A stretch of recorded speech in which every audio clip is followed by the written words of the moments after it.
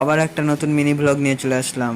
আর এটা হচ্ছে আমার সাইকেল। আমার সাইকেলের স্ট্যান্ডটা দেখি খারাপ ছিল, তো সেই স্ট্যান্ডটা ঠিক করার জন্য আমি নিয়ে চলে গেলাম মিস্ত্রির কাছে।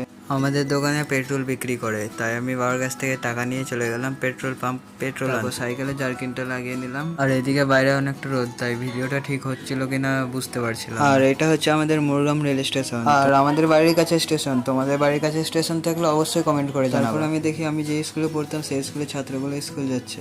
তারপর আমি চলে আসলাম পেট্রোল পাম্প।